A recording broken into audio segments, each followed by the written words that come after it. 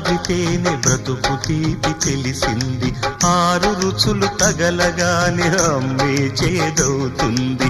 రొమ్మేగా